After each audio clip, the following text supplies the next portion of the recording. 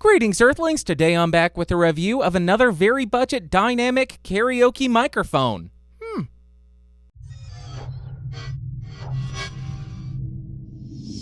So today we're reviewing this guy. The Anykey ANK-78, and if you do want to pick this guy up, it'll set you back around $20. But Bandrew, why are you wearing socks on your hands? Well, I like connecting microphones with XLR to XLR cables, and this is what it sounds like when I'm holding the microphone with socks on. And this is what it sounds like when I don't have a sock on my hand. Create some kind of ground loop, so I'm going to switch to the provided XLR to quarter-inch cable. And now I've connected the microphone using the provided XLR to quarter-inch cable to the 2i2 2nd gen. Input gain set at around 3 o'clock. Not going to do any post-processing, but I may boost it in post, so check the doobly-doo to see what I diddly did. Also, no ground loop. Cool. Now let's go ahead and talk about what comes in the box. First up, you do obviously get the microphone.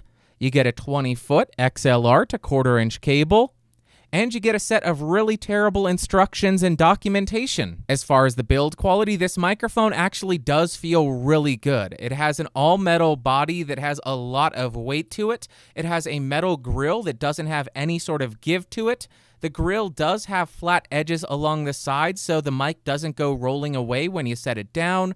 It has an on-off switch on the side, and on the bottom, there is the XLR port. As far as the specs, this thing has a frequency response of 49 Hz to 15 kHz with a brightened mid-range and a bass roll-off, and a polar pattern that is a uniform cardioid pickup pattern. Now I am moving around the microphone to show you what the off-axis rejection and coloration is.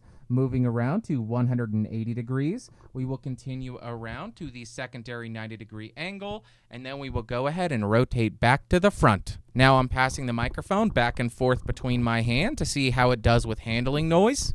My God, that's impressive actually. Now let's go ahead and test the plosives.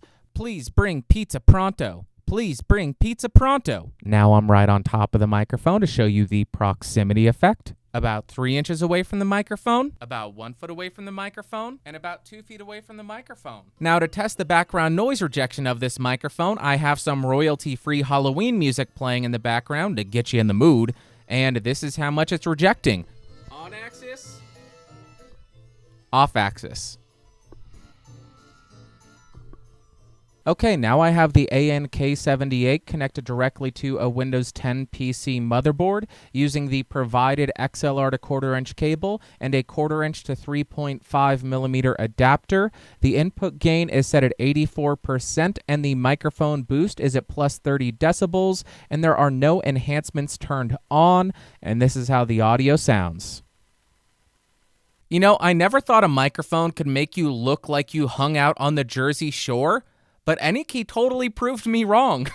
In terms of pros, this microphone did an excellent job with handling noise rejection. It also did surprisingly well with rear noise rejection. It feels really well put together. It's also really cheap, and as I alluded to before, it has all the gaudy charm that you could ever want. But then in terms of cons, this microphone does terrible with rejecting plosives. It can also get really boomy if you get up on the microphone, and the mic is just terribly wired where you can't even use an XLR to XLR cable without creating some kind of ground loop. It's ridiculous. Now, as far as my overall thoughts, the microphone sounds like it's overboosted in the bass and overboosted in the treble, so it sounds boomy and gritty at the same time, which I am not a fan of for either spoken word or singing, so if you're buying this to record, I think it's going to sound terrible. And now, would I recommend this microphone?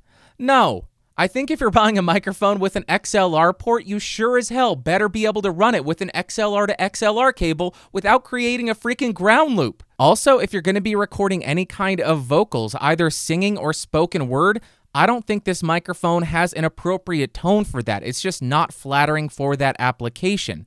Now, for karaoke, maybe it could work, but the bad wiring of this microphone left such a bad taste in my mouth.